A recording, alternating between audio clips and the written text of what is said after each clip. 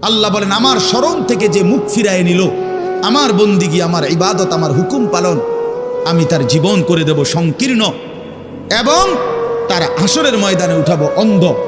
এই জীবন সংকীর্ণ করার একাধিক তাফসির, এর মধ্যে একটা তাফসির হলো এইটা যে আল্লাহ জীবন সংকীর্ণ করে দিবে মানে তার কবরের মধ্যে তার কবরটাকে একেবারে সংকীর্ণ করে দিবে।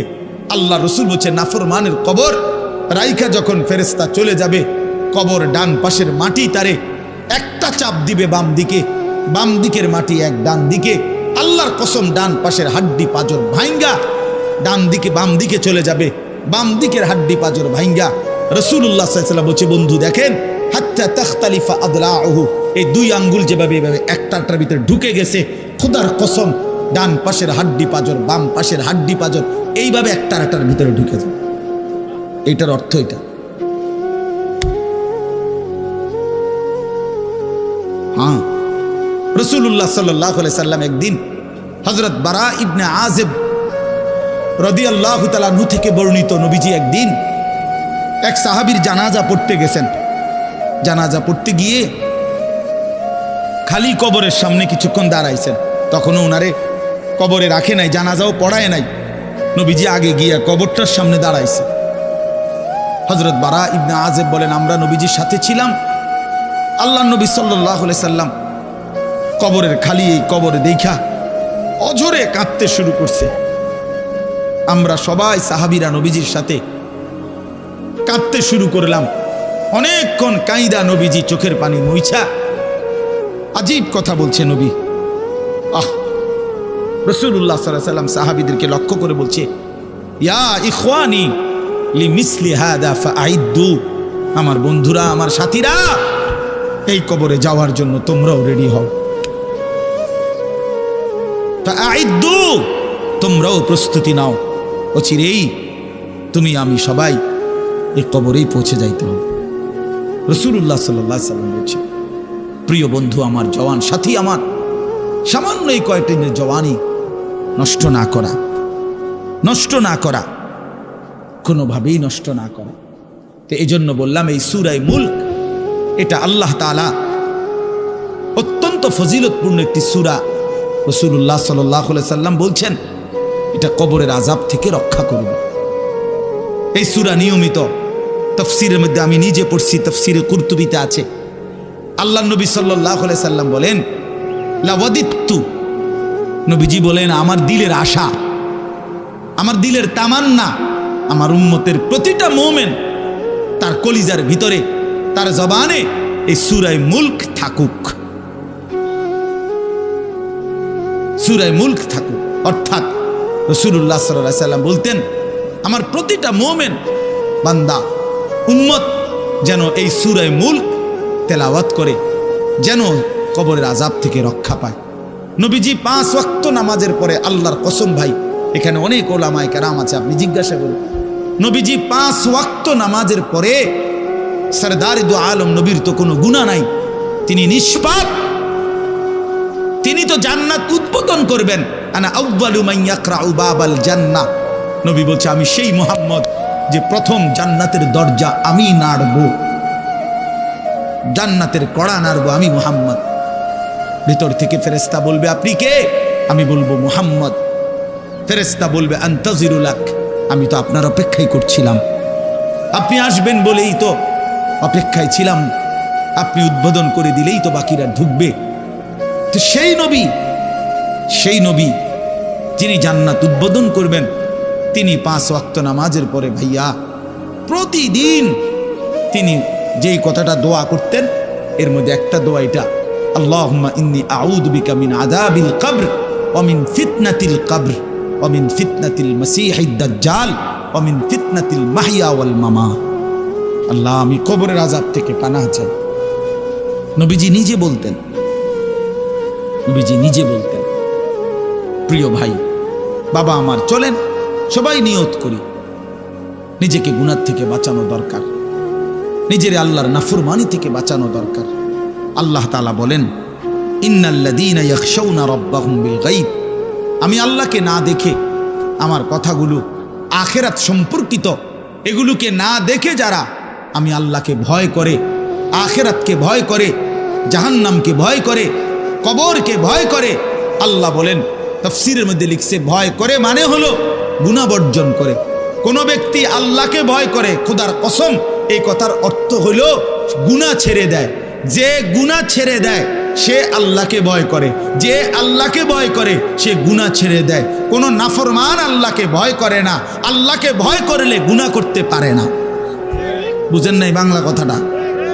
এটা কাগজের এই পিঠ ও পিঠ, কাগজের এই পিঠ ওই পিঠ। এই পিঠে যদি লেখা আছে আল্লাহর ভয়, তো ওই পিঠে লেখা থাকবে গুনাহ বর্জন। যে গুনাহ ছেড়ে দেয় সে অটোমেটিকলি আল্লাহকে ভয় করে, যে আল্লাহকে ভয় করে সে গুনাহ বর্জন করে। এই জন্য তাকওয়ার অর্থ আল্লাহর ভয়, এটার প্রথম অর্থ হইল গুনাহ বর্জন। মান খাশিয়ার রহমান, আল্লাহকে ভয়, এটার প্রথম অর্থ গুনাহ বর্জন, গুনাহ বর্জন। আমার শায়েখ আল্লামা মুফতি মুশতাকুর নবী সাহেব সব সময় চিল্লায় মাহফিলে, অনেক সময় আহাজারি করে বলে যে বাপ, গুনাহ আগুন, গুনাহ আগুন, গুনাহ আগুন। প্রতিটা গুনার পিঠে ওই পিঠে আগুন আছে। নারীর প্রতিটা বেপর্দা দৃশ্যের মধ্যে খোদার কসম আগুন জ্বলে। ওই সিনেমার নর্তকীর শরীরে আগুন জ্বলে, ওই নায়িকার শরীরে আগুন জ্বলে, মোবাইলের ওই অস্থির ছবির মধ্যে আগুন জ্বলে, মদের আড্ডায় আগুন জ্বলে, জুয়ার আড্ডায় আগুন জ্বলে, সুদের টাকায় আগুন জ্বলে, ঘুষের টাকায় আগুন জ্বলে, বেপর্দা নারীর শরীরে আগুন জ্বলে। ওইটা রূপ না, ওইটা আগুন, ওইটা জাহান্নাম, ওইটা জাহান্নাম। আল্লাহ তাআলা বলেন, ইন্নাল্লাযীনা ইয়াখশাউনা রাব্বাহুম বিল গায়ব। আল্লাহ তাআলা বলেন, আমার যে বান্দারা আমার আখিরাত, আমার জাহান্নাম, আমার পরকাল, আমার কবর, এই কথাগুলোকে ভয় করে, আমি আল্লাহকে ভয় করে, না দেখে, না দেখে, আল্লাহ বলেন আমি ওয়াদা দিলাম, লাহুম মাগফিরাতুন ওয়া আজরুন কাবীর, আমি তাদের পেছনের সব গুনাহ মাফ করে দেব, আর আমার সবচেয়ে বড় পুরস্কার জান্নাত দিয়ে দেব। এখানে এটা এমন শব্দ না যে কিছু শব্দ তো আছে একটা শব্দের সাথে আরেকটা বলছে অর্থহীন, যেমন কলম, টলম। তো এটা সবাই বুঝে যে টলমের কোনো অর্থ নাই। কাগজ, টাগজ, তো কাগজের অর্থ নাই। কিন্তু শিক্ষা দীক্ষা এমন না, শিক্ষা শব্দের উল্টা না। এটা এমন না যে এটা শিক্ষার উল্টা কিছু না, এটা আলাদা শব্দ।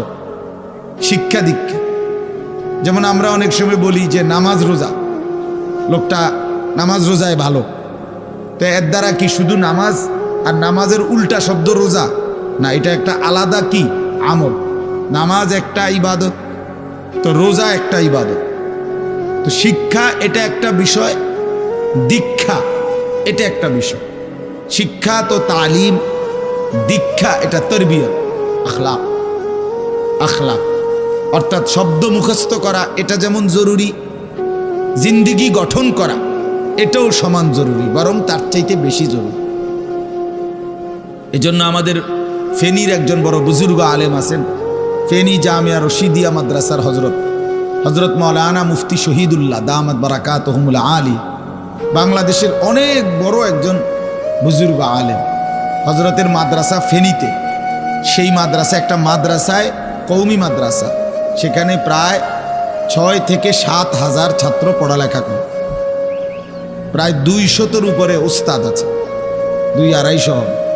তো এই জন্য বললাম যে হজরত সবসময় বলে যে পড়া মেধা অনুপাতে কম বেশি হইতে পারে, কিন্তু আখলাক বরাবর হইতে হবে। আখলাক, ছাত্র মেধাগত যোগ্যতার কারণে কেউ রুল নাম্বার 1, কেউ রুল নাম্বার 10, কিন্তু আদব আখলাক বরাবর বরাবর হওয়া চাই। আমরা এটা খুব খেয়াল করি না। আজকে সবাই মনে করে বাচ্চার পড়ালেখা হচ্ছে, ঠিক আছে, পড়তেছে, যাইতেছে, আসতেছে, ছেলেটা পড়তেছে, রেজাল্ট আসছে, কিন্তু আখলাক কোথায়? যে ছেলেটা কখনোই প্রস্রাব করে টয়লেট পেপার ব্যবহার করে না, দাঁড়িয়ে বসে প্রস্রাব করার ক্ষেত্রে কোনো পার্থক্য করে না, তো তার আখলাক, তার জীবন গঠন হইল, শব্দ না মুখস্থ হইল? শব্দ না মুখস্থ হইল? যে ছেলেটা তার মোবাইলের মধ্যে রাত দিন নাচ গান ছবি জিনা ব্যভিচারের দৃশ্য, অথবা শুধু শুধু অনর্থক মোবাইলটা টিপলো, তো পড়া তো মুখস্থ করলো, কিন্তু আখলাক কই হইল? আখলাক কই হইল? 3 বছরের বাচ্চার হাতে মোবাইল দিয়ে দিছে, 2 বছরের বাচ্চার হাতে অভিভাবক মোবাইল দিয়ে দিছে। মানে খামখেয়ালির এক জিন্দিগি। এক সন্তান গঠন কিভাবে করতে হয় মুসলমান তাও জানেন, তাও জানেন। বাচ্চাকে টেলিভিশনের হাতে তুলে দিছে, টেলিভিশন দেখে দেখে শেখো। বাচ্চাতে সমবয়সীদের হাতে তুলে দিছে, যে সমবয়সী বন্ধুদের সাথে আড্ডা দিতে দিতে যা শেখো শেখো। এটা কখনোই কি না, নিয়ম না। রাসূলুল্লাহ সাল্লাল্লাহু আলাইহি ওয়াসাল্লাম বলছেন, কুল্লু মাউলুদিন ইউলাদু আলাল ফিতরা, প্রত্যেকটি মানব সন্তান আল্লাহকে মানার শতভাগ যোগ্যতা নিয়ে পৃথিবীতে ভূমিষ্ঠ হয়। কোরআন শরীফে আল্লাহ তাআলা বলছেন, ফিতরাতাল্লাহিল্লাতী ফাতারান নাসা আলাইহা, কোরআনের আয়াত। আল্লাহ তাআলা বলেন, দিন মানার পুরা যোগ্যতা দিয়েই আমি আল্লাহ মানুষকে সৃষ্টি করেছি। আল্লাহ তাআলা এমন একটি হুকুম করে নাই, এমন একটা বিষয় নিষেধ করে নাই যা পালন করার যোগ্যতা কিংবা বর্জন করার যোগ্যতা আল্লাহর বান্দার শরীরের মধ্যে নাই, এমন কোনো বিধান নেই। আমার মধ্যে রুকু করার যোগ্যতাই নাই, অথচ আমারে রুকু করতে বলছে, অথচ আমার কোমর বাঁকা হয় না, বিষয়টা এমন না। আমি সেজদাই দিতে পারি না, আমার হাঁটুও বাঁকা হয় না, কনুইও বাঁকা হয় না, কোমরও বাঁকা হয় না, অথচ আল্লাহ আমারে বললেন সেজদা দিতে। বিষয়টা কি এমন? কথা বুঝছেননি আমার কথাটা? আমারে বানাইলেন তাল গাছ, আমারে বলতেছেন সেজদা দিতে। এইটা বললে না জুলুম হইতো? এটা বললে না জুলুম হইতো? কিন্তু আল্লাহ তাআলা যতগুলো হুকুম করেছেন, যতগুলো নিষেধ করেছেন, প্রতিটা হুকুম পালন করা, প্রতিটা নিষেধ বর্জন করার 100 যোগ্যতা আল্লাহ তাআলা বান্দার শরীরের মধ্যে দিয়েছে। কোরআনুল কারীমের মধ্যে আছে, আল্লাহ তাআলা বলেন, বান্দা আমি তোমাকে বানিয়েছি নাবতালিহি, পরীক্ষা করার জন্য, আর পরীক্ষায় উত্তীর্ণ করার উপযোগী। ফাজআলনাহু সামিআন বাসীরা, আমি আল্লাহই তোমাকে শুনবার জন্য কান দিয়েছি, দেখবার জন্য চোখ দিয়েছি। তাফসীরের মধ্যে লিখছে, অর্থ হইল আমাকে মানবার পুরা যোগ্যতা সম্পূর্ণ শরীর দিয়েছি।